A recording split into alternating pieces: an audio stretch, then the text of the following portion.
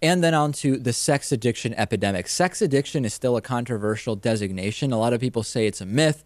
It's just stuff for talk shows. It's just stuff for punchlines. And then we hear about Dominique Strauss-Kahn and we hear about Tiger Woods. And we talked a couple months ago, Lewis, about what is an addiction. Can any behavior be an addiction? And as we know, having sex in certain situations does and has ruined many people's lives. But is it an addiction? Do you really believe that such a thing as sex addiction exists? I can't say with certitude, Sure. but I think it's perfectly possible, yeah.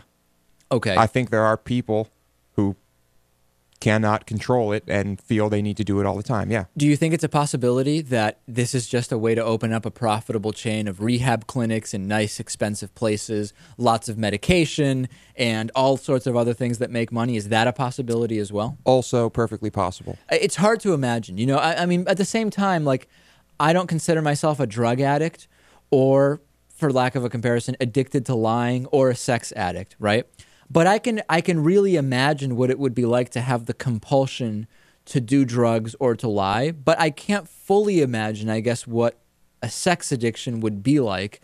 But I guess it is. Here's my take on it. I do believe sex addiction is a real thing.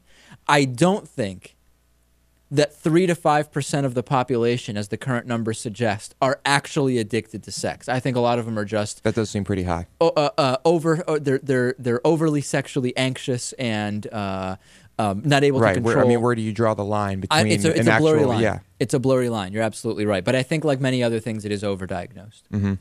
And I'm sure there are plenty of people who are willing to take full advantage of this Diagnosis. Right. You tell me what you think. Email me, david@davidpakman.com. If you'd rather keep your comments confidential from me, you can always email lewis@davidpakman.com, Louis. Let's take a break. We'll come back. We'll talk about, I hate to say it, but more sad BPA news about canned foods. Stay tuned.